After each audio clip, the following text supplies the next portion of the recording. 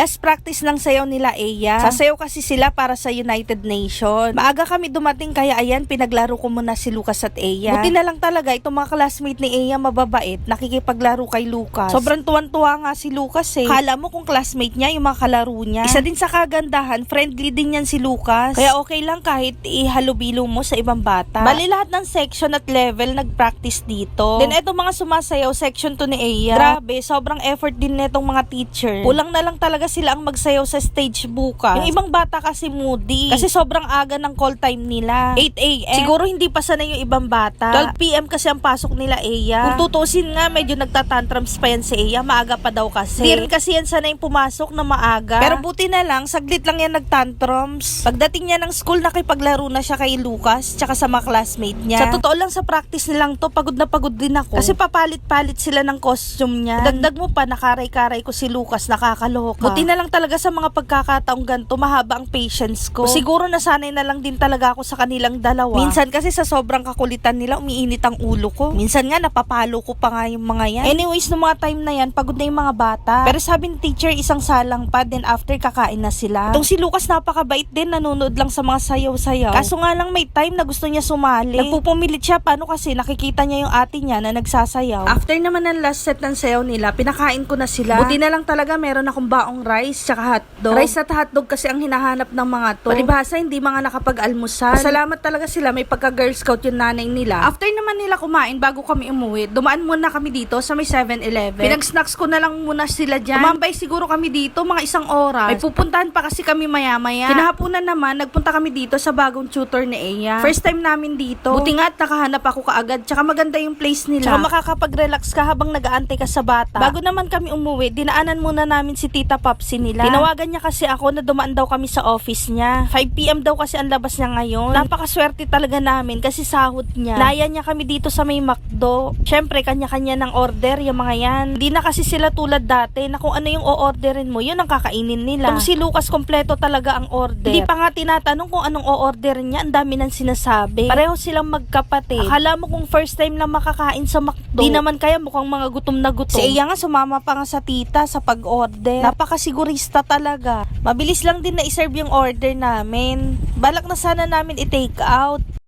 Or sa bahay na lang magpapadeliver. Kaso nga lang itong dalawa hindi pumayag.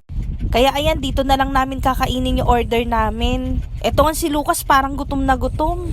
Grabe, ang bilis niya sumubo ng french fry. Nagre-request pa nga ng coke. Tinatago kasi namin yung coke sa kanya pero hinahanap niya talaga. After naman namin kumain, umuwi na rin kami kaagad. Medyo makulimlim na kasi, mukhang uulan. Baka mabasa pa tong mga bata. Yun lang, share ko lang. Salamat.